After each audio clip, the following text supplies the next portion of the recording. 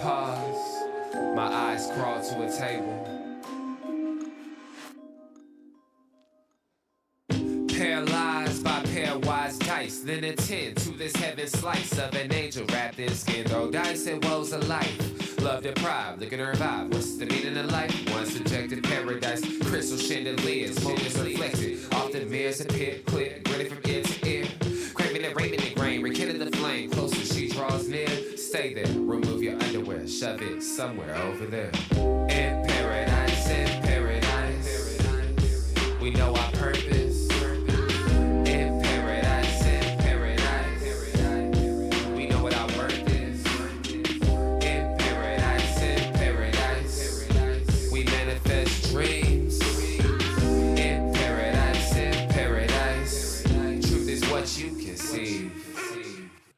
Yes, it is. The truth is what you can see. Hello, everybody, and welcome to this edition of the Unpopular Hour.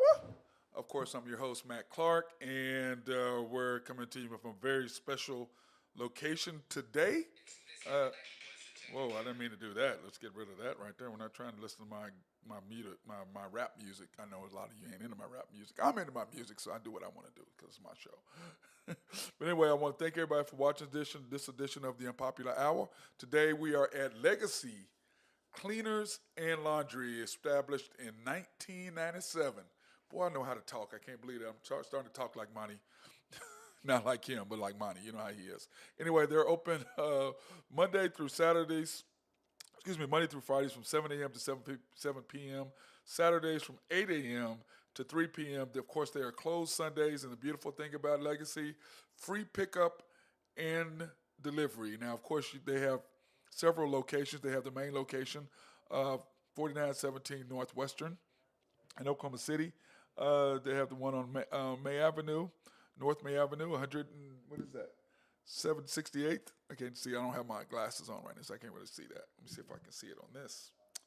No, I can't see it on that either. But anyway, I'm here. The location's right there on the side. Of course, they have the one, 3 locations there, 4 locations, or 2 locations in Edmond. They have 3 locations in Oklahoma City, 3 locations in Edmond. So if you haven't been there, they're the cleaners that I use personally, and I love what they do. They take very good care of you. And the thing I like about it, you have the drive-up service, drive in, they get you right away. Boom, you can put your credit card on file. That way you can just pick up and go and not have to worry about it. Love, love, love what they do for us. And they're also a sponsor for our Matt Clark Basketball Academy. We appreciate Monty and Kim doing that for us. So that being said, I hope everybody's had a fantastic day thus far. To me, I'm happy because, like I've always said, October is my favorite month. It is the best month of all months because, 1, my birthday is in October. B, the NBA season started, which it did last night. C, you've got football gearing up to where it's really starting to matter in the second quarter of the season. You've got Major League Baseball, the finals and all that are starting because, as you know, today the postseason or the World Series starts Friday, I believe, on Fox. So between the Diamondbacks and the oh my God, my mind just went blank. The Diamondbacks and who is it? I can't believe my mind just went blank. It's baseball, so I really don't. The Rangers in Arlington, the Diamondbacks and the Rangers, and of course the Arizona Diamondbacks punched their ticket to the World Series last night, beating the Phillies. And what's so funny is the Phillies had a 3-2 lead, playing the last 2 games at home, got beat game 6, game 7 at home. The Astros had a 3-2 lead with 2 games at home, and all they needed was 1 to clinch. And the Rangers went in there and took care of business. So nobody's going to be watching this. I mean, let's face it, nobody cares about Texas and Arizona, but, it still is the World Series. We'll have to watch it simply because I have to report on it. But I am more of a Texas fan than I am an Arizona fan. So if push comes to shove, I'd love to go down to Arlington to watch a game. But if you haven't been down there, it's a beautiful, beautiful place to watch baseball. Now, I'm not happy with the fact that the Big 12 moved baseball down there because I think that was stupid. I don't understand why you'd move it from Oklahoma City. It makes 0 sense to me because of the simple fact that right here at our Brickdown Ballpark right here, it's gorgeous. I mean, it's smaller. When you watch the Big 12 this last year, I mean, there may have been, it holds what, 50,000 people, and there may have been 10 max, whereas 10,000 in Oklahoma City is packed. Plus, it's centrally located, but once again, something about the Big 12, they don't like Oklahoma City for whatever reason. It's just like with the basketball part. When we had the Cox Convention Center going, and we had the Paycom, which I think was Ford Center at that time, you had the men's and game going on, and then you can just walk right across the street and watch the women's. Whereas in Kansas City, it's down the street. You got to walk a mile or so to get to it. But it's just right there. You're literally walking across the street.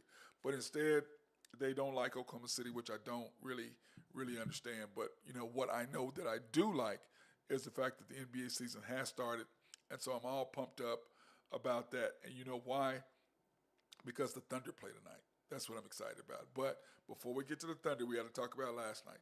The Lakers lose to the Nuggets 107-119. The Nuggets, of course, got their rings last night, hoisted their first banner in the history of their program or history of Nuggets basketball, which the Nuggets are going to be here to stay for a minute. They've got a good group.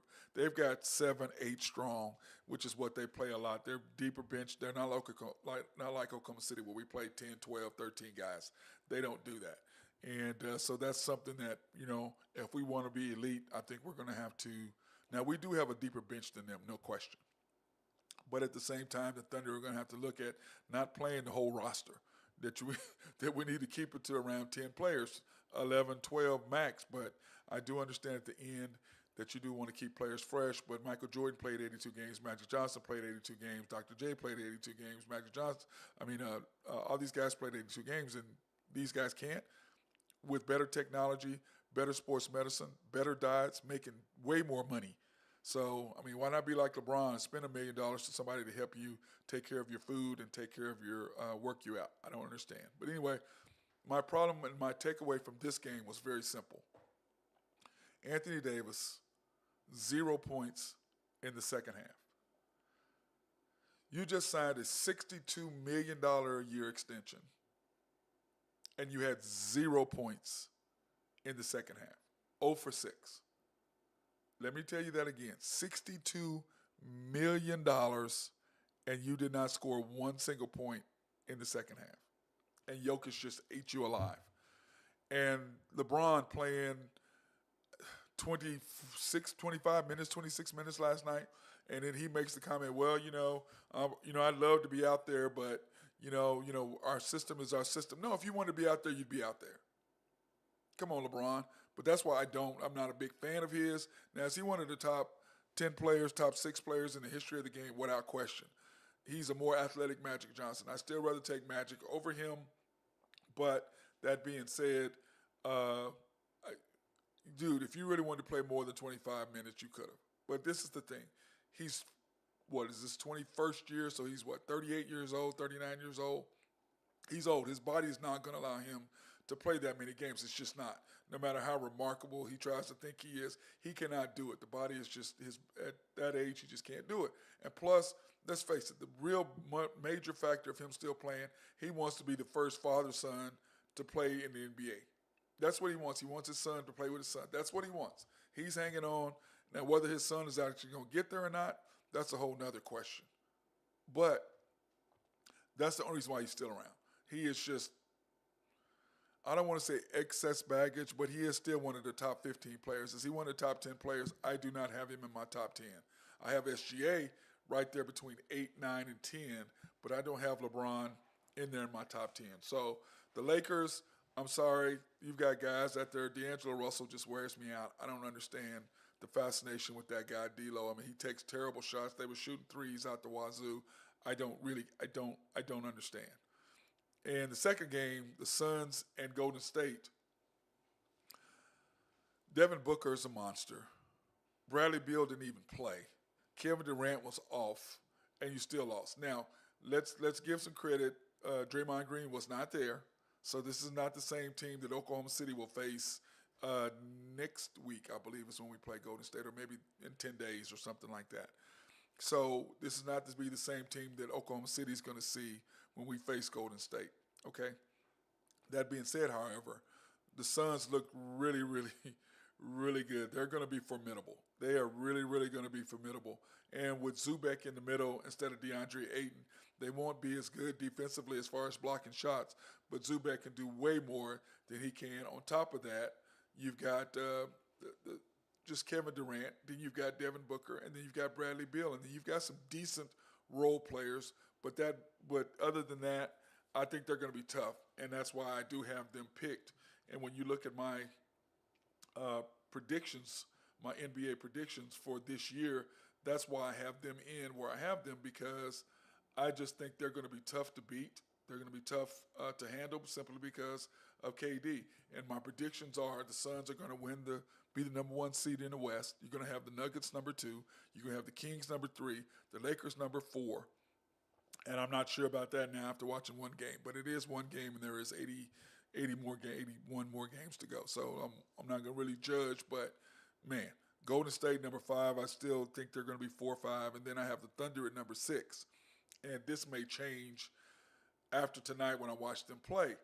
Now, I do have the Mavs, Grizzlies, Clippers, and Pelicans as my teams that are playing in the West, which is what we're more concerned about than we are the East. The East, I basically have the Bucks, Celtics, Cavs. Sixers, I'm not sure about them, nor the Heat or the Knicks. And the reason why I'm not that comfortable with the Sixers is because in NBA news today, of course, James Harden did show up today. I don't know why that's like that. Anyway, that's messed up. That's not right. That's the Oklahoma City Thunder news. Anyway, I'll just tell you, James Harden showed up today for NBA to training camp, and the Sixers informed him he would not be traveling. Now, what that basically means is that, yeah, you're here, but we don't trust you. You ain't been here all year. And let's face it, James Harden is there for one reason. He don't want to get fined. That's why he's there. He don't want to get fined. But to me, the NBA does have a little clause in there that if you show up and you're a distraction and you're this and that and you're not really trying to help the team win, they can get rid of you. And then on top of that, they retain your rights for next year. So James, like I said, Daryl Morey may have lied to him, the general manager, whatever. Okay, cool. He lied to you, whatever. Okay. What does that got to do with you dismissing your players? What does that got to do with you not being on the same side as Joel Embiid, or as Tyrese Maxey, or as Harris, Tobias Harris? Why are you not? Those are your teammates. And so now you're going to let them down because you're mad at the GM because he lied to you? And let's face it, if you really, really, really wanted out of Philadelphia, you shouldn't have signed your extension. But what your agent told you was, nobody's going to pay you $35 million, James Harden. So you better go ahead and get that $35 million. That's the situation here. Now, because you signed, you still want your money and you still want out of there. And let's not forget Game 7, where you completely gave up on the team. You didn't even try to win because I believe you wanted out, and most people believe you wanted out. That's the reason why you acted like a complete ass that you were, because of that. That's just the way I look at it. You, from the beginning of Game 7, you weren't even remotely trying to win the game. And Doc Rivers went off on you, and your teammates went off on you as well. So, to me, James, you got fat, and you ate your way out of Houston because you wanted out to go to the Nets to play with Kevin Durant.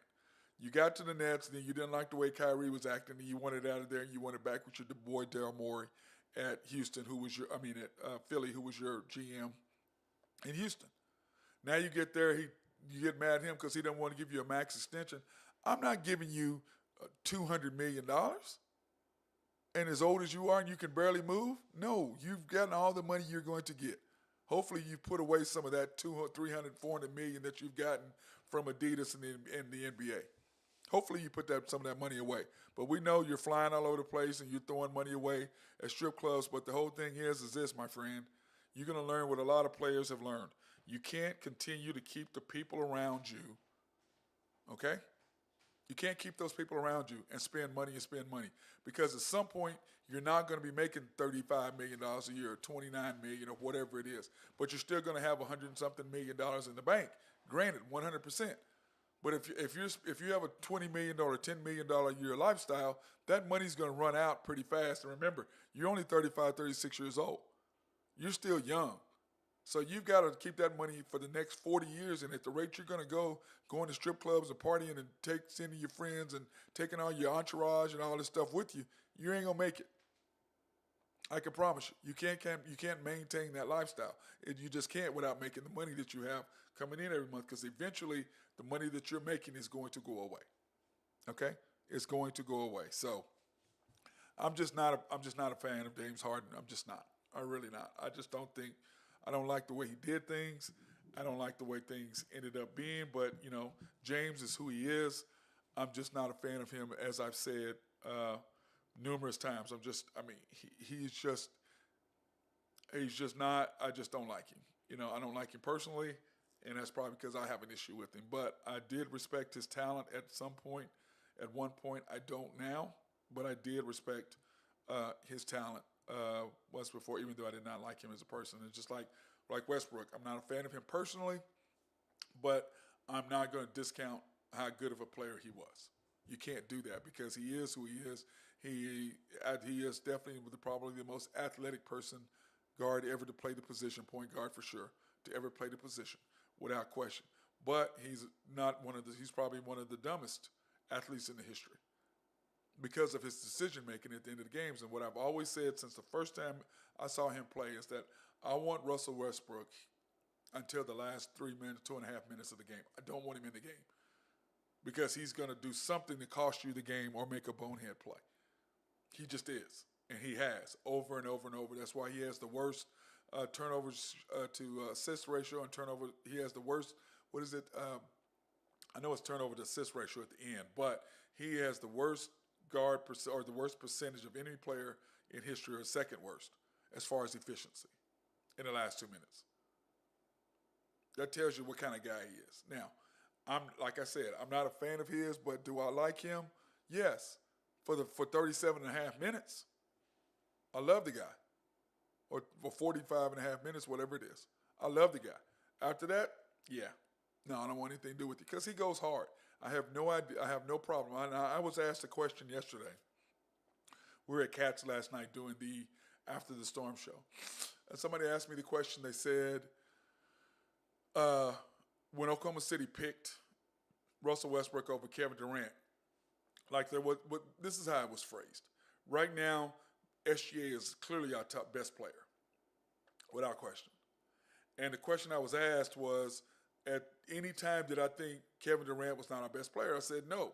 I said no one outside of Oklahoma even considered that prospect. No one. Not one person. People in Oklahoma, because they like Russ and they hated KD, now try to retrospectively go back and say, oh, yeah, well, Kevin Durant and Russell were close. They were never close. They were never close in talent, ever. So my warning to Oklahoma City is, as I said many times, do not make the same mistake and put your cart behind the wrong horse. Do not hit your wagon behind the wrong plow horse. Do not do it. Don't do it. Because if you hit your wagon behind a plow horse and not get on top and ride a stallion, you're going to have the same results that you had last time. The best player we have is SGA. Give him what he needs to make him happy, to keep him around. Because I promise there's a lot of teams that will be sitting on deck, love to get him. So my deal with the Thunder is that we have to win now. You have to have that mentality to win now, and you do have that capability with him. So NBA season starts tonight, the full season. Okay, last night was the official start with the 2 games we just went over. But here's the list of all the games tonight, and I'm just so excited about what's going to happen. When you look at all these teams, and the game that I'm concerned about, clearly, of course, since we're Oklahoma City people, we're concerned about the Thunder. That's who we're concerned about at the Bulls tonight. But, you got some good matchups tonight. I'm interested to see the Rockets and the Magic. I'm ready to see what's going to happen with Wembanyama, plus him against oh my God, my mind just went blank. The guy that I wanted last year from Duke. Anyway, I'll think of his name in a minute. But I want to see that matchup between them because the Magic is my sleeper team in the East to slide into the play-in. I think they're going to be really tough, and that's my sleeper team there. The Celtics and the Knicks are not going to be that exciting. I really don't care about the Hawks uh, and the Hornets. Don't really care about the other games out there. Now, the T Wolves and the Raptors, that's going to be a little interesting. I may want to slip and slide to watch that on the NBA deal, but of course, I won't be able to do that simply because we're going to be watching the Thunder play. The Cavaliers and the Nets, that's going to be an interesting game. I kind of want to watch that a little bit, just kind of see what Cleveland does. I watched them in the preseason, but that's really not basketball. So I'm interested to see what kind of team, because that's who we play next. So I want to see kind of how what they do, how Garland plays. I'm interested to see how they play. How much they've grown as a group. So I'm really, really interested to see that. Pelicans and the Grizzlies is not going to be as interesting as it would be because Steven Adams is out for the year and John Morant is not going to be there. But just to get a look at what Rose and Marcus Smart are going to look like together there, and they still have Jaren Jackson and Desmond Bain. So that's going to be a good. I'm interested to see what's going to happen with that. Plus, the Pelicans are a very, very sneaky team. I do have them as an outside play-in as well for the play-in tournament to get to the playoffs. When I look at the other things over here, Thunder Bulls, of course, we're going to be interested in that. Kings and Jazz in Utah. Utah is one of the toughest places to play. I fully expect the Kings to handle their business there and see what happens. The Mavericks and the Spurs. Okay, who was that? The Rockets and the Magic. Okay, Wembanyama plays for the Spurs. I don't know what the hell I was thinking. I don't know, he plays for the Spurs. But the Mavericks and the Spurs, Wembanyama's first game as an NBA player, is at home. That's going to be a good game. Probably going to be able to watch that because that's going to be after the Thunder game. So we'll be able to watch a little bit of that and see what happens. So I'm excited about that part of it and what's going to happen with Wembanyama. The question is he going to be the Rookie of the Year? Are they going to play him enough to do it? So I heard an interesting stat today that I thought was something I'd like to share with you guys when I heard this. Wembanyama has gained 21 pounds since he got to the United States. 21 pounds. And how long has he been here? Since July, since the draft, June, July. He's gained that many pounds in 3-4 months. Now, you remember San Antonio has that $500 million sports facility that they have down there for nutrition and working out and all that. So he's gained 21 pounds. Chet took off a year, and I think he may have gained 15. So I don't know what they're doing down there, but Chet, he scares me because he's thin. When he came down and blocked that shot in the last preseason game in Tulsa, scared the crap out of me. I thought he was hurt because he came down awkward. So I'm just not sure how durable he's going to be able to make it through a 65-game season. But we know that San Antonio does not care about Rookie of the Year. We, however, care about Chet winning the Rookie of the Year. And the narrative will be for the uninformed that, oh, look, Chet won it and Chet won it over Wembanyama. No, he didn't, because San Antonio is about winning the chip. They know that they need to play him and ease him into it the same way we need to do with the Thunder, with Chet. We need to play him the minimum amount of games we can play him, but yet let him continue to get stronger and stronger and stronger for the next couple of years. That's what I believe. That's what San Antonio is already committed to. But us here in Oklahoma City, we want Chet to win the Rookie of the Year because it's going to look good, on the resume. Banchero, that's who I was trying to think of, Banchero for the Magic. I knew it would come back to me. But Chet, to me, that's the thing difference between Oklahoma City and San Antonio. Now, remember, Sam Presti came from the San Antonio tree, but at the same time, he's developed his own unique way of doing things. And I love Sam. I saw him yesterday, and I appreciate what he's built here in Oklahoma City. But now my issue is now you have all these draft picks. Now you have this team. You have this core three, possibly four if Chet can slide in there. So you have a good core three, a good base for the next 5 to 6 years, 7 years. You can make a run. because everybody's young. You don't have to pay Josh until next year. Then the year after that, you got to pay J Dub and Chet the year after that, and then after that, you got to pay SGA. So I don't know if you're gonna be able to pay everybody. Somebody's gonna maybe have to take a little bit less, but if SGA is doing a thing, he's going to get the super max and the $400 million if he continues to be all NBA, which I don't see any reason why he won't. So the Oklahoma City Thunder have to really, really figure out where we are, what we want to be.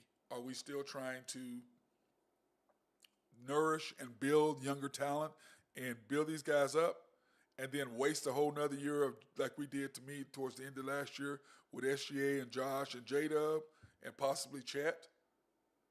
Or do we want to try to go ahead and win now because we have, what do we have, 7 second round picks in 2026? 7. So to me, the Thunder are in a perfect position. But like I said, by Christmas, I don't want to do anything until Christmas. And then by Christmas, you're going to know how well Chet's doing, how well we're doing, because that'll be about 40 games-ish in, somewhere around there, 38, 40 games. Let's call it 40 just to make it easy, okay? 40 games in, if we're worse than 25 and 15, I prefer us to be 30 and 10, 28 and 12, somewhere around there. But if we're 23 and 17, 22 and 18, I think this has been a dismal failure for the Thunder at this point. And to me, it's about who we play, who is in the rotations, who he's going to put in. Are we still trying to build talent? Or now that the talent has grown up, which is what Coach Dagnall is very good at, is developing players. Now, SGA is clearly developed. Josh is developed. J-Dub is developing at a rapid rate. And Chet, we're not sure. But he's going to hopefully get there, so we'll find out. But by Christmas, you're going to know what kind of team you have. And you look at, as I made the point earlier about Denver. Denver plays 8, 10 guys, but they've got a very good 8-man rotation they pretty much play. Okay? The Thunder, we've already established who our 8 are. Okay? We've established who the 8 players that we have on our roster. That's SGA, that's Josh, that's Lou Dort, that's Isaiah Joe, that's J-Dub, Jalen Williams, that's Aaron Wiggins, that is Chet, and that's J. Will. Those are your 8, the other Jalen Williams. That's your 8. Then you're going to add in Michik and Cason Wallace, that's 10. Then you got to add in Davis Bertans is 11. And then you got Poku or Kendrick Williams, that's your 12, 13. But if you really want to try to win games, you've got to narrow it down to those 8, maybe add in Michik and sometimes Cason depending on what the situation is. But your second and fourth quarters are going to matter. And for tonight, in fact, I'm going to take a quick break, and then we're going to come back and we're going to discuss tonight's game, Thunder News, and what needs to happen. Okay, so we're going to take this quick break to thank our sponsors. First of all, we want to thank Legacy Cleaners for allowing Monty and Kim for allowing us to come here and be in their place. I appreciate those guys tons. Legacy Cleaners located on Western 47th, 48th and West 4817 Northwestern, just right across from Hideaway. Can't miss it. Established Legacy Cleaners and Laundry. Established 1997. Their store hours are Monday through Friday from 7 to 7, Saturdays from 8 to 3. Of course, they're closed Sundays. And then on the right, you can see the locations that they have. Here on Western, they have the location on, Kim, was that 168th? I think it's 168th in May. So here are all the locations they have. On 68th in May, they have the one, I can't see, I don't have my glasses. I need to get my glasses focused because these things are too small. I need to give me another screen, my other screen. I didn't bring it today. But anyway, we want to establish and want to thank Legacy and Monty Turntime for allowing us to come in and do the show here today, as well as our normal sponsors, and that's Collaborative Logic. We want to appreciate Collaborative for letting us come in and doing the show, or getting the show up and ready for us as they always are. They are amazing people over there. And then, of course, SRB, if you have any needs for engineering, surveying, or planning, they are the peeps for that. And contact my guy Mark Long if you have any needs for that over there. And then, of course, Jose Fierro and Oak Grove Trucking. If you have any needs for rocks, dirt to be moved, they are the people for that. Nafco, Greg, and Max Nafee, my guys, those are my peeps, supporting me in everything that I've always done. So I appreciate them doing what they do, supporting me. So, and from my academy to all the way to now doing this show. And then, of course, YNB, family owned and operated since 1912. They are the bank that makes things happen. They're an equal housing lender, a member of the FDIC, proud sponsor for us to go out and support women, minority, and black-owned businesses in the Oklahoma City area. You can pre-qualify online at www.ynbok.com. That's www.ynbok.com. They have locations on the main bank at 401 Elm in downtown Yukon, YNB East off the Parkway and 66 or 39th Expressway, YNB Mustang, 218 North Mustang Road, YNB Parkway, which is off Garth Brooks, just south of I-40 there. Can't miss it, right in front of the hospital. And then YNB Peoples, which is in Bethany on 23rd between Rockwell and McCarthy. You can't miss those guys at all over there. DT Construction and Consulting.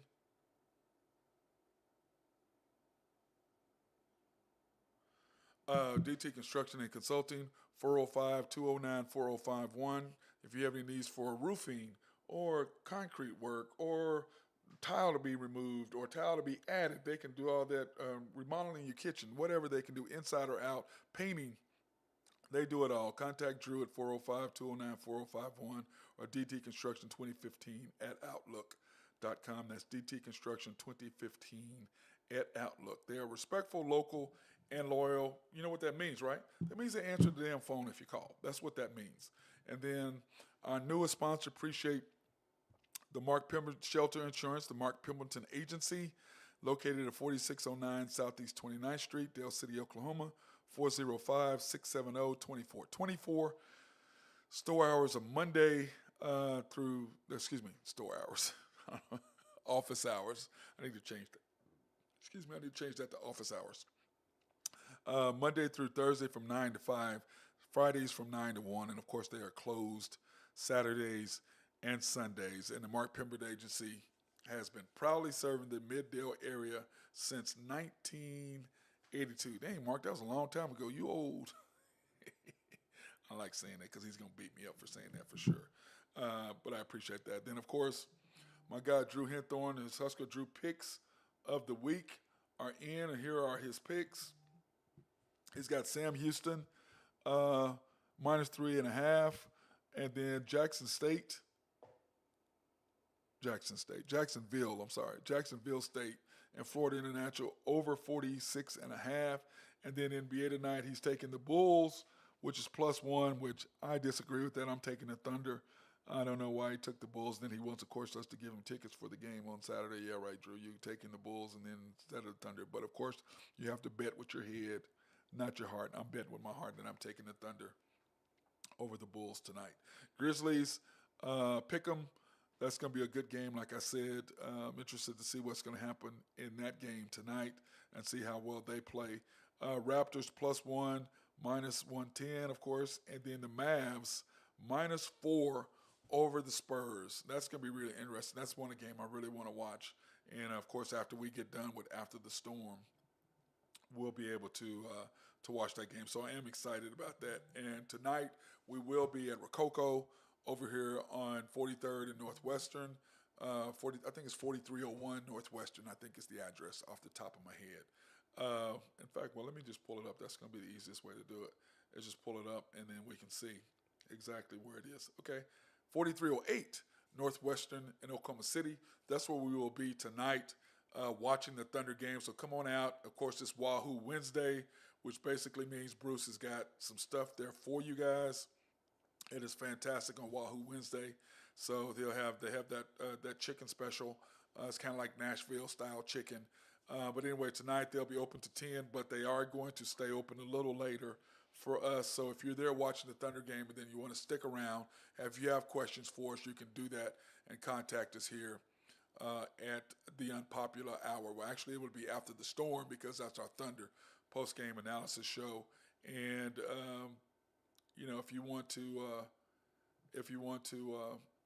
check us out, you can by all means go ahead and do that. And here are all the different ways that you can contact us here. MC Sports Network, you can listen to the show on our website at www.mcsportsnetwork.com. You can, of course, search YouTube for the Unpopular Hour Matt Clark and pull it up that way, or After the Storm OKC Thunder. We're going to change that deal a little bit from OKC post-game analysis to the Oklahoma City OKC Thunder analysis show. That game, the show is what we're going to do. Change that up because we want to do more than just post-game stuff. So we need to change that up. But anyway, here are the different locations or different ways to do us. I would prefer you go ahead and search the Unpopular Hour, hit subscribe, like, and notification. Every time we're on it, automatically pop up. The same thing with After the Storm OKC Thunder. Subscribe, like, hit the notifications, and you can't miss us. And we will be on, and you can get caught up to everything that we're doing here on the Unpopular Hour. And like I said, tonight we will be at Rococo's. We're going to eat some dinner. We're going to watch the game. I hope you guys will come out. Of course, like I said, it's Wahoo Wednesday, so you can do that. And then after that, we will be doing the show. And Bruce and Benny said they will stay up a little late. If you guys want to stay around and drink a little bit and hear the show and watch it, hey, love to have you guys there. And remember, if you have any questions, you can go ahead and you can Skype us. If you do have any questions, you can do that as well. So I'm excited about the Thunder game tonight. And in fact, let's talk a little bit about the Thunder game. And if you've already put in that Drew has already taken the game tonight plus 1.5. Drew is taking the Bulls.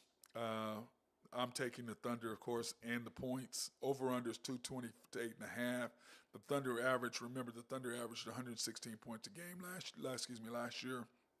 Part of how I look at it is really simple.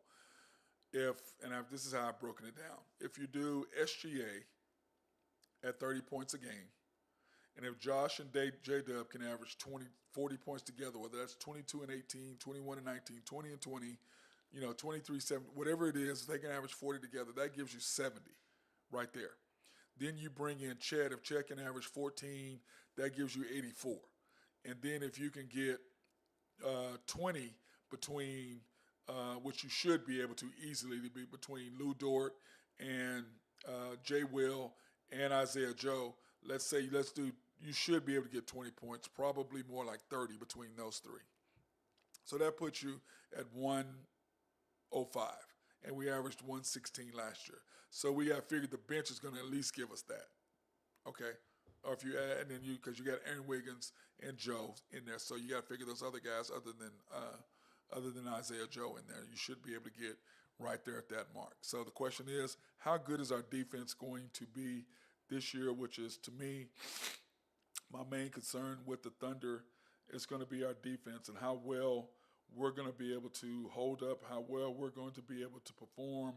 To me, that's going to be our key, because last year, we scored, but defensively we gave up way too much. So if the Thunder can keep them from scoring and cut back on easy baskets and things like that and protect the paint a little better, I think we'll be fine. But, that's a big if, and that's a big question, whether the Thunder are going to be able to do that. But we do have the ability. We do have the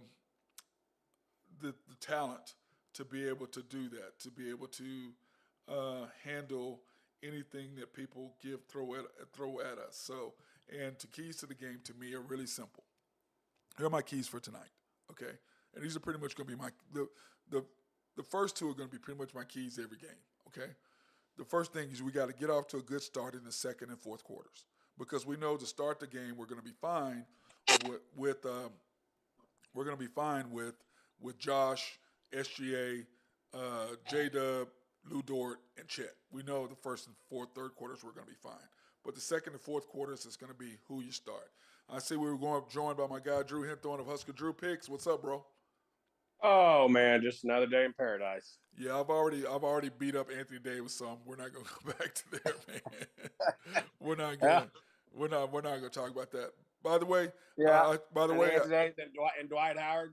yeah, we're not talking about that, bro. Okay, just the FYI for you. Okay, we're not talking about that. Think Kobe knew about that? Yeah. Well, I didn't in NBA news. I didn't talk about the Dwight Howard there, but let's go through these keys and then we'll go back to that because I mean now just because I knew that when I saw him grab old boy's crotch when he was with the Houston Rockets and he sat down and grabbed. I was like, man, did you just grab him? Mm-hmm. I mean, right there where everybody could see. So yeah, that just told me right there he's got a little sugar in the tank. But anyway, the Thunder got to get off to a good start in the second and fourth quarters. So that's important. We got to play Yep. great perimeter defense. And the coach playing the correct lineups is going to be key. That it just is. And then Giddy staying aggressive and not trying to get Chet off, but being able to stay aggressive. I think that's going to help us tons if we want to go ahead and win the game tonight. And plus 1.5 is not that big of a deal, and I think we can get behind them. Now, I saw when you took the Bulls. Why did you do that? Well, it's just opening night there, and it's usually a pretty high scoring game between those two teams. So Yes. that being said, I just think it's going to be an up and down type of game, and Thunder breaking in some new guys, and I usually take the home team in those spots. Yeah. Now, speaking of the home team, If it was in Oklahoma City, I think OKC would probably be favored by 5 points, at least 4.5, 5 points. Yeah, and so and plus I got something to tell you when we get off air too about Sunday. Let me see what else. Oh, now the Suns and the Golden State. It was interesting because Golden State is not the same team without Draymond. Let's face it. No, they're not. But I came away fairly impressed with both of those teams. Golden State's going to struggle against teams with size, and they're going to struggle all year with teams that have a big front court. But I'll tell you what, Phoenix, they got the better end of the deal with that Nurkic. Nurkic's a lot better. Nurkic is a beast, dude. Phoenix and Denver might be your two best teams in the league. Yeah, well, I've got the Suns number one in my deal, but this is what I saw with them. Bradley Beal didn't play. Yeah, I know. That's scary. But I said yesterday, I think what's going to happen, Drew, is they're not going to play Bradley Beal, all three of them together a lot. I think at first they're going to play them sparingly here and there, and then by the time that the last 40 games of the year or last half of the season, they'll be playing a lot together as a group. But I think at first, I don't think they really want to give out their hand, especially if you can beat teams with two guys, with one guy sitting on the bench, not having to have all three, you can still win games. Yeah, I think that's you can see Bradley Beal coming in, maybe being sixth man of the year too, coming off and leading that bench, and they just won't miss a beat when he comes in. He's a monster, dude. I mean, he really, really is. But tough. I sat there and watched him go, man. I don't. Yeah. Lakers might struggle against him as well. Yeah, I'm just like I said earlier about the Lakers, Drew. To me, LeBron. I only played 25 minutes because that was kind of the plan. You played 25 minutes because you wanted to play 25 minutes. Yeah, that the load management, first game of the year. Yep. And that tells you know what that tells me? They better go out and find a scorer, because if he's only going to play 25 minutes a game, they're going to need somebody to average 20, 25 points a game. Yeah, well, because I can tell you this, Mr. $62 million a year guy ain't it. Nope. I don't. Nope. Drew, $62 million, bro. Crazy, isn't it? In the next 5 or 6 years, people are going to be making $100 million a year as a player. That's because of TV that's contract. That's just crazy money. Because of TV contract. They're going to be, in 10 years, it's going to be there. Because there's no way it's going to stop. Because remember, this year it was 50-something was the high. Now it's 62 is the standard. In 2 years, it's going to be, because SGA, in 3 years from now, they're going to be paying him $400 million is what they said. Yeah, that's crazy, dude. And he'll deserve it. Yeah, he'll deserve every bit of it. He's a top echelon player. He's one he's gonna deserve that money. Hey, Drew, I had a discussion. Nathan last night said that did I ever think that Russell Westbrook and Kevin Durant were the same player? I said no, never. They were never on the same level. What he was saying is because we have SGA is up here and everybody else is down here. And he was saying that when Kevin and Russell here, they both were equal. They were never equal. That was Oklahoma City's problem. They were not equal. They were not equal. No, they weren't. I say they were. What'd you say? Which is why you and I had a big disagreement. You should have kept Durant. Should have kept Durant. You know, I mean, but you're keeping the guy because he was a fan favorite and all. But that's Durant exactly was what the they better did. player. That's exactly what they did. And what did the fan favorite do? He ran off Sabonis. He ran off Oladipo. He ran off Reggie Jackson. He ran off. I mean, he ran off both the Green. Yeah, look at kid. Reggie Jackson now. Yeah, NBA champ. Yeah, I'm just like, dude. He ran off everybody that we drafted was going to make any kind of impact. They were gone because of him. Yep. So, and I'm just hoping that they don't hitch their horse because, as Nathan and I were talking about last night, if the Thunder are still in developmental mode, I mean, when you and I talked about Denver. Denver's got 8 to 10 guys. They got really 8. And they got a couple guys, but they really got 8. Don't you think? They really got 8 strong rotation. They're nasty. Yeah, they got 8 strong, and then they got a couple other guys that are pretty good, That's what I'm saying. So they got 10, but their 8 is tight. Made a nice little comeback of their career has been Aaron Gordon. Yeah, he has. Got in the right place. They got him out of Orlando. Player. Got him out of Orlando. Yeah. How about him stealing from? He gets a matchup. He provides a bad matchup problem. He gets a guard down on the box. He just abuses them. Yeah. And see, that's a good thing about Oklahoma City with Denver. That's why I said we match up well with them. You got J-Dub who can match up with him. He's long, he's physical, so he ain't going to just be able to dominate him. The issue is going to be Jokic. Yeah. That's going to be the issue. We ain't got nobody. But he does. Nobody does. No. Yeah, but I mean, Jay Will did a pretty good job on him for the most part. But the question is, can Chet, because I can promise you Chet's going to have to play him, or Davis Bertans. He's going to abuse Chet. Yeah. Yeah. Well, he abuses right now. He abuses everybody. He abuses Anthony Davis. He's going to abuse Chet. Well, he abuses everybody except Giannis, and he still puts some stuff on. He abuses Joel Embiid. He takes care of everybody except Giannis is his only really, because Giannis is just so physical. That's the only guy that really gives him any sort of issues, but nobody else is it's ridiculous. Oh, we're going to talk. I got to ask you this. James Harden showing up today to the facilities, and the Sixers saying, yeah, no, you're not traveling with us. That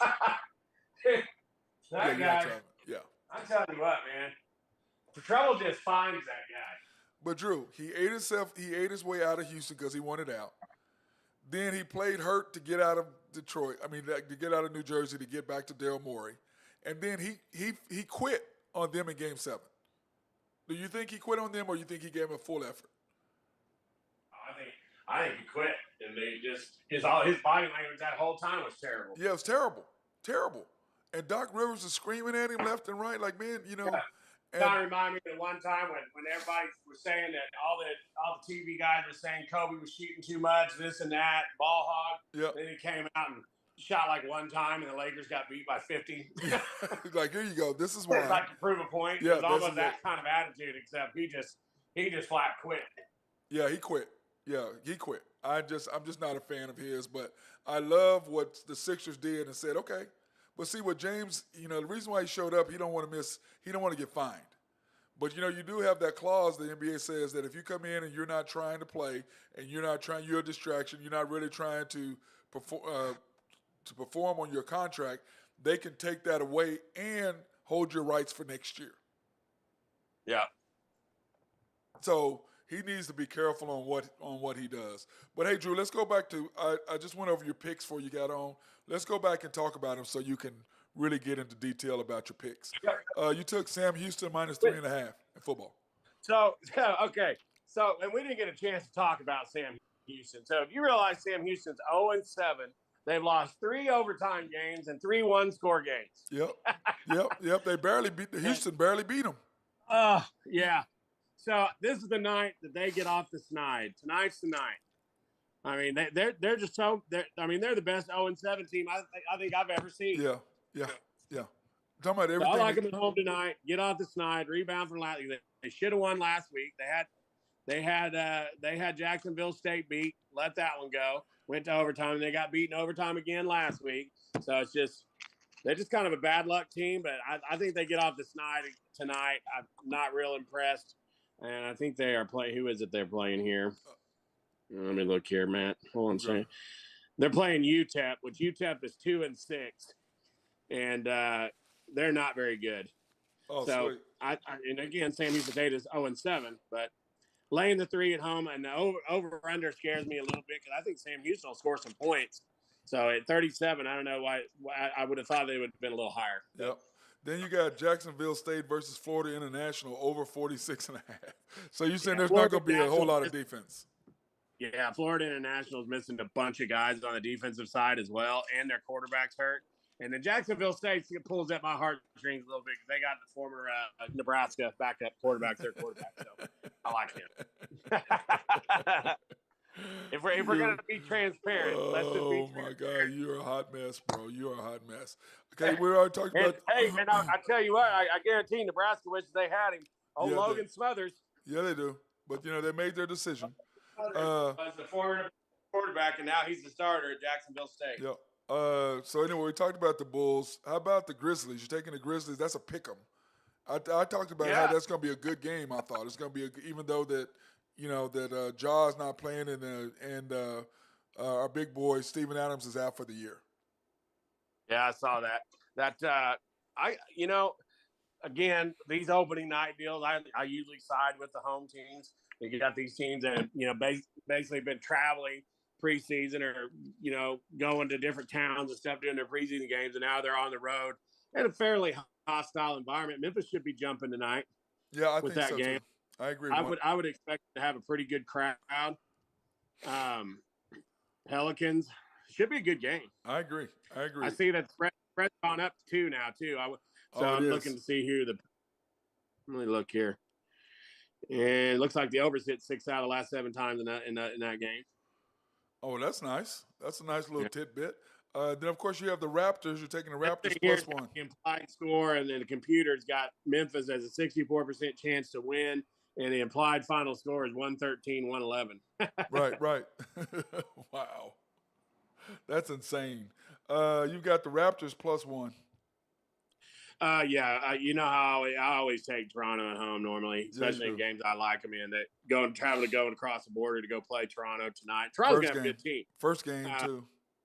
I think Toronto's going to have a decent squad this year. I'm not a big believer in the T-Wolves coming into this year. I think they may be the team that falls back a little bit. And again, these are all preseason numbers. I have them as my play-in anyway. The T-Wolves. Yeah. Then of course you're taking the Mavericks at home tonight -4. Yeah, they're actually on the road. That's at San Antonio. Oh, is that at San Antonio? Oh, you're right. It is at San Antonio. And I get, Wembanyama, whatever his name is. I understand he's going to be great, but San Antonio's still bad. Dude, hey, Drew, how about him gaining 21 pounds since he got to the United States? Why can't Chet do that?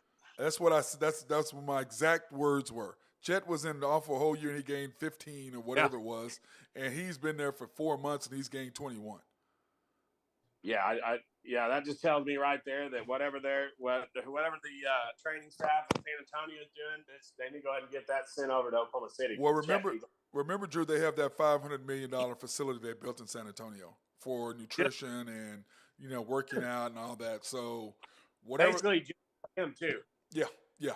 And dude, but they've got to, my thing is this, and I said this, is that to me, playing Chet less, even though Oklahoma City wants him to win the Rookie of the Year, and I understand that, but having the same type of mentality that they have towards Wembanyama, playing him sparingly so that, he can get stronger, that, let's take this year to play a little bit to get him stronger, not to play him a bunch just so he can win the Rookie of the Year. Mm-hmm. What are your thoughts? Say that again one more time, Matt. You cut out of me. I said that my issue with them is Chet, why don't we have the same mentality towards Chet that they have towards Wembanyama? That he's only going to play so many minutes. I mean, obviously there's a lot more confidence in Wembanyama. where that derives from, your guess is as good as mine. I mean, but Chet played against the better competition in college, higher level competition, obviously. I mean, I think the sample size for Wembanyama is very small. I mean, we saw him in a couple of showcases, right? yeah, And we saw him in some preseason, and I'll be the first to say, he looks better than Chet. yeah, he does. He's impressive, dude. Hey, Drew. but let's see. I mean, I want Chet to be good because I think it's so great for the community. If Chet's 100%. good, Lord, he makes Oklahoma City a lot better. If 100%. If Chet comes out and score 19, 20 points a game and give you 10, 12 boards, man, then you're talking about a 4 or 5 seed for Oklahoma City. Well, but see, my deal is this. I think Chet at 14 a game is going to be 14, 8, 2, 3 blocks. That's going to be great for me because I think SGA is going to score 30. And I think between J-Dub and Josh, they have to have 40 between them, whether that's 22 and 18, 21 and 19, 20 and 20, whatever. They have to score 40 between them. Think J-Dub's going to average a game? Do what? Do what now? Think J-Dub will average 20 a game? Yes, easy. Okay. Easy, because Drew, he can't. When SGA is not on the floor, he's gonna score. And the only way Chet's gonna continue to get this ball to score 18 to 20 points a game if Josh gives it to him. And if Josh gives it to him that much, that means Josh is gonna drop down to 14. And if he's not aggressive, at the end of games when everybody's gonna double team SGA when the game is close, then Josh is gonna be in passive mode, not in aggressive mode. But you know what? I'd like to see Josh have the numbers like Chris. I agree.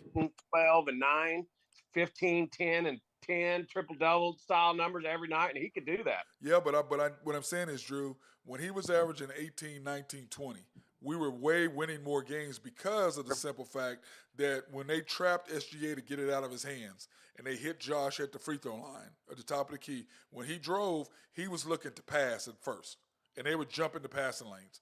Then at the end of the year, he was looking to score, and then it made us that much tougher to beat because now what the hell are you going to do? Now they're frozen because if he wants to throw the lob to Chet coming to the basket, or he wants to hit Isaiah Joe on the wing, or Dort in the corner, or Case and Wallace in the corner, who I'd rather have shooting than Dort.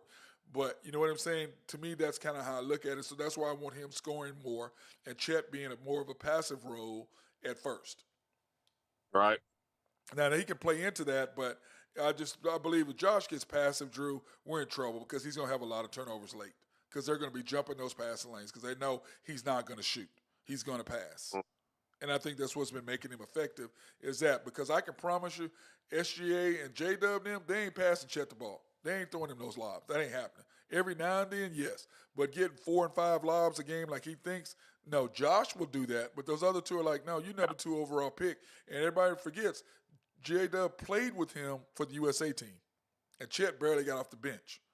Remember that. No, you're right. Remember you're that. right. So, I just think that, he needs to average 8 to 10 boards. He needs to average 3 blocks. And if he gives me 14 points, I'm going to be extremely happy if he can give me that.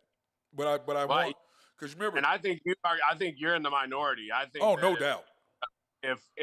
If you say how many points you went around and asked people walking in the game on Sunday how many points they think Chet's going to average, it'll be, I guarantee 90% of them are going to say more than that. I know that because they don't know what the hell they're talking about. They're not looking at the long range. They're not looking at the long range. That's what I'm saying. If he averages 19, 20, you're talking about a completely different team. Yeah, but what I'm saying, Drew, the problem with that is at the end of the year when games count, Chet is not going to be getting the ball at the free throw line. Josh is. When they're double teaming SGA and we got to get a basket. And if Josh is in a passive mentality, which he'd have to be for Chet to average 20, then he's going to make turnovers and make mistakes down the stretch.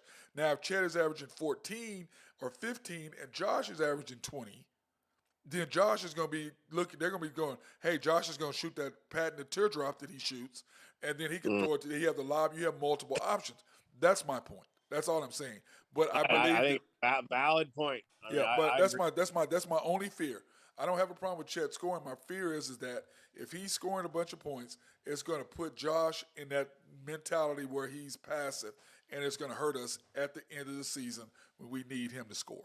Because he's not mentally, he's not going to be there. You know how it is. Some guys, they want to pass the ball. They're passers. I mean, Chris Paul is almost turning in there. He looked pretty good last night, Drew. Yeah, He couldn't shoot, but he looked good passing.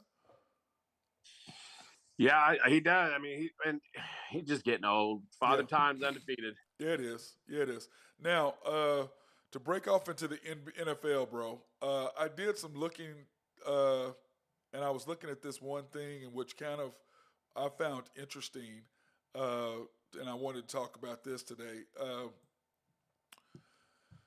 Of course, the Browns announced that P.J. Walker's going to start. Sure.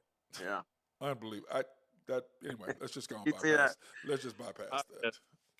God. I had something I'll send you something here. Yeah, that's just. Dude, Deshaun Watson, I think what happened with him and the way people now view him has really screwed with him.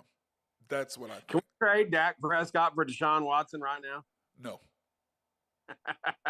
Would you? You think the Browns would take him? Oh, the Browns would take him in a heartbeat. Yeah, the Cowboys wouldn't. If I was Dallas, what do you got to lose? No. Get Deshaun, just change the scenery? No. I think mentally it doesn't matter where he goes. That story and how people view him is how people are going to view him. Right. I mean, what does Brian say about the towels? Did he bring his towels with him? I mean, or his towels with the holes in them or whatever he said. So, but anyway, here are the two, to me, teams needing to make a move before the trading deadline, which is like right around the corner. The Chiefs, the Bills, and the Cowboys. Yeah, I mean, definitely Dallas. Dallas got to do something. Well, they've got to make. They need a cornerback. They need a strong safety. They need a linebacker. They could use a wide receiver. I mean, well, did you see what Jerry said? Jerry said, we're not going to go out and make calls because I think we're pretty set, but we'll accept a phone call. Yeah. I think you need to go out. I think they got a dime piece. They got Trey Lance that they could trade out. Yep. I mean, they do. Yep, they do. I agree with you 100%. The Chiefs need a wide receiver, dude. Yeah, they need a wide receiver. Well, Dallas needs that. I think they got to get off of. Gallup. Yeah, Gallup quickly. Yeah, he and Jack. Since he came back from injury, he and Dak are not on the same page at all.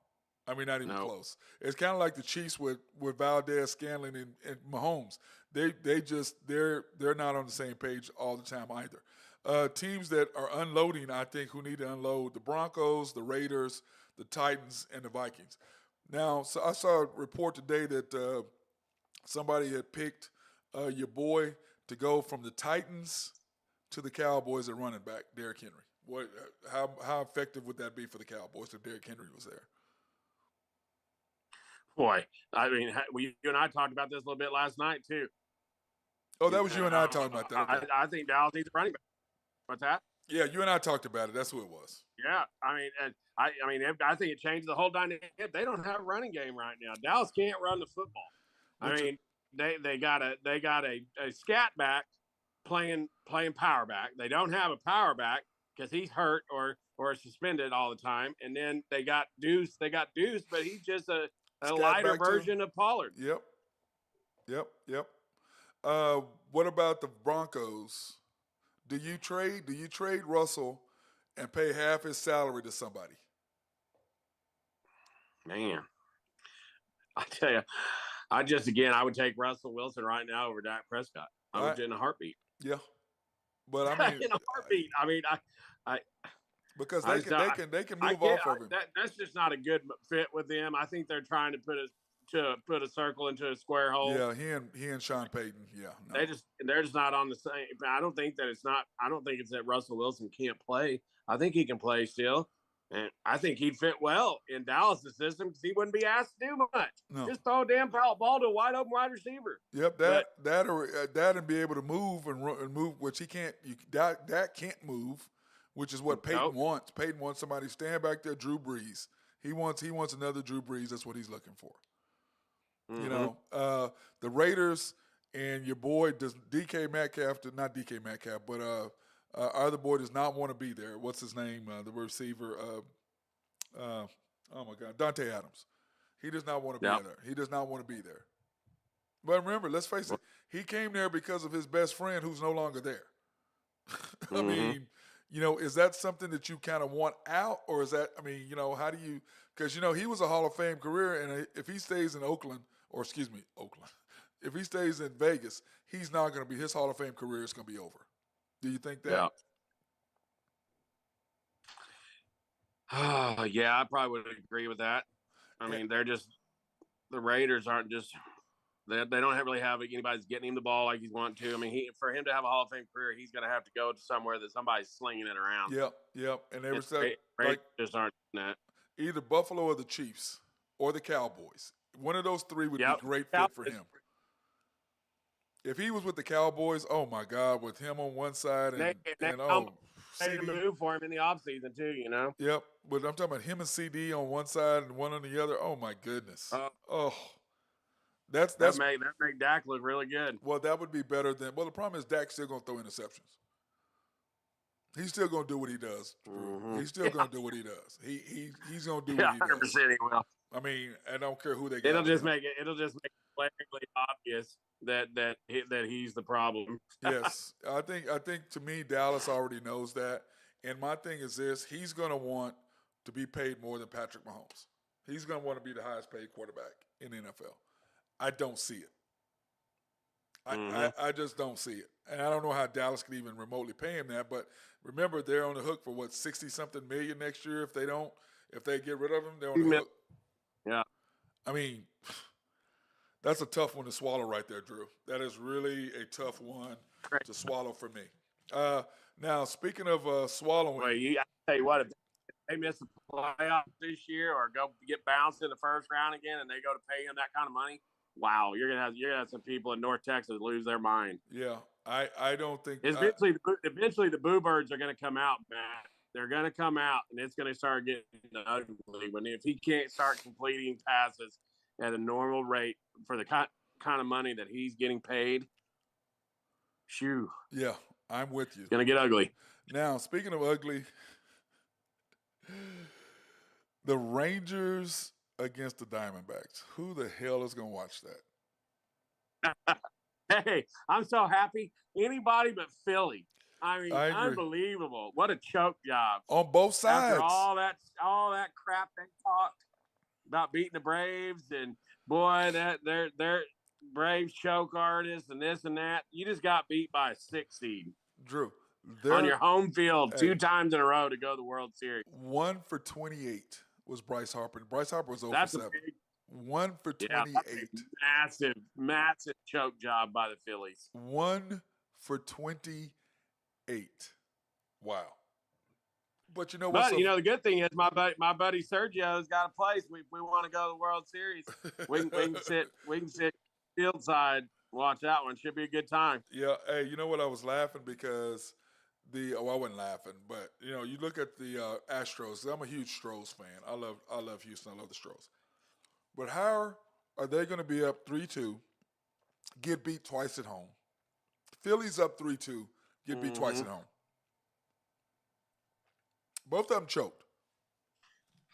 Yeah, and I'm happy for the Rangers. Again, everybody. I mean, I want these local teams to win. I'm happy for the Rangers. That's great. I mean, I really want them to win it. I don't like the Diamondbacks. I didn't like the Phillies, but I think it's great for the community. Again, the Rangers. I think the Rangers win the series. I just think that that's a tough matchup for the Diamondbacks. But again, the Diamondbacks, everybody's been downplaying them all year, so we'll see. I agree 100%. I agree 100%. I don't know if you remember, I don't know if you remember, but during the year, whenever the Braves went out and played the Diamondbacks, I told you that was a tough matchup. Remember, and the Diamondbacks took 2 out of 3 from them. Handled them. Tough. Yeah, you handled them. Young team. They hit the ball. But Drew, you didn't see this. You didn't see this. You didn't see them making to the World Series. No, hell no. I mean, I'm just saying right now, if the Braves Phillies were a 7-game series and you didn't give a week layoff, I don't think that. I think we'd be watching the Braves and the Rangers. Yeah, but yep. It didn't happen. I mean, it just kind of. I think that you're going to see some changes in the playoffs because you can't tell me that Major League Baseball is happy right now. Oh, they're with this unhappy. They're matchup. unhappy. Hey, The who's Rangers worse, and the them or the Diamondbacks. TVs? How about the TV contract? How about the TV? Oh God! And as much as Philly has just become such a media baby on Oh, ESPN and oh. Fox, I mean, what is it with Philadelphia and everybody around that's all of a sudden now Phillies and Eagles fans? I'm just like, come on! And to see them get beat, and now they got to go out to Arizona and that market. Well, how do you feel about Micah Good stuff. and what he said? Micah Parsons on his podcast. He's using that platform, isn't he? I was like, what? It's I mean, pretty funny. he's speaking the truth, though. I mean, he ain't saying that it's a lie. But I'm not gonna give my team. I'm not gonna give my opponents as much love as he does. But today's generation just looks at things differently, Drew. They really do. They look at things a lot differently. I mean, I'm not looking. I'm like, bro, you okay? You might be good. I've never said that Missouri, no matter how good they were, or KU or whatever, that I didn't get. Not publicly. Now, privately, I might go ahead and admit to some things, but publicly, I'm not. Are you talking about with him saying about how whenever Jalen lays an egg, nobody says anything about it, but when Dak lays an egg, it's like the whole world comes to an end? No, I'm talking about him talking about how Philly has no weaknesses. Yeah, well, that too, because every time a new player comes up, they go there. That's what he said. That's what he was saying today. He was making that comment because remember Jerry said, "Oh, we're standing pat. We're not doing anything." After Micah said that, now all of a sudden, we're not calling anybody, but we'll accept a call if somebody calls us. So Jerry completely changed his mentality after that Micah comment. Well, and I was talking about the other day when he was on there, and he was saying, after Jalen just laid an egg on national television and they get beat, nobody says anything about it. But if Dak lays an egg, everybody thinks it's the end of the world. Well, because I was like, he's absolutely right. On ESPN, you don't ever hear about. Yeah, but Drew, there's a huge difference. They won't say a bad word about Jalen Hurts. That's not true. They did talk about that, but the difference is Dak lays eggs on the reg, and Jalen Hurts does not. That's a fact. Yeah. Jalen Hurts very rarely lays an egg. It's like when Patrick Mahomes has a bad game, they kind of gloss over it. They gloss over it. It's not approached with near the vigor. Right. They gloss over it. But I'm just saying with Dak, the problem is what the media is saying exactly what everybody knows. And the problem is Dallas Cowboys fans know it, but they don't like it because that's still their boy. You know what I'm saying? That's still your quarterback. They don't really like it, even though they're telling the truth. Nobody's saying anything that's not true. The difference is, yeah, we know that, but I can talk about my wife or I can talk about my brother, but you can't. You know what I'm saying? So I think that's kind of, you know what I'm saying? I think that's the mentality. I think it's what's being taught, what's being said here. But I agree 100%. They don't beat Jalen Hurts up because he's laid 2 eggs. But he don't get beat up as bad as Dak does. That's fact. But Dak lays them. When Dak has a good game, it's like, oh, great. But he has more bad than good. So it's kind of like, dude, because let's face it, Drew, like you said, they got to decide if they're going to pay him $60 million. That's a lot of money to pay him. He ain't worth $60 million. A lot. Does he speak? Now, you know what's so funny is? You notice you don't see Dak on as many commercials as you used to. You notice that, right? No, you don't. No, hardly any. Because you get the one mattress company Sleep Member. He still dial his sleep number. Yeah, but that's pretty much it. So they're pretty much out on him. So as it stands, but well, all right, brother. Hang on a second. I'm gonna get off the air, then I'm gonna talk to you. Okay, hold on a second. All right. I want to thank my guys. We're here at Legacy Cleaners. I want to thank my guy Monty. Hey, what's going on? What's going on? Legacy Cleaners, established in 1997. Legacy Cleaners and Laundry, located. I'm at the main one over here on Western, 48th and Western. Is where I'm at. They're open Monday through Fridays from 7 to 7, and then of course, I'll fix that. And then of course on Saturdays from 8 a.m. to 3 p.m. Closed on Sundays. Free pickup and delivery. So go check those guys out. We appreciate Monty allowing us to come in today, and then of course Kim for allowing me to keep my space and do my thing and help me get set up. That being said, everybody have a fantastic day. Go out and support the Thunder tonight on air. Remember, we will be at Rococo tonight watching the game, and we're going to do the show live at Rococo's after the storm. So we'll be doing that. And I think, remember, they have Wahoo Wednesday, which means they have the Nashville chicken tonight.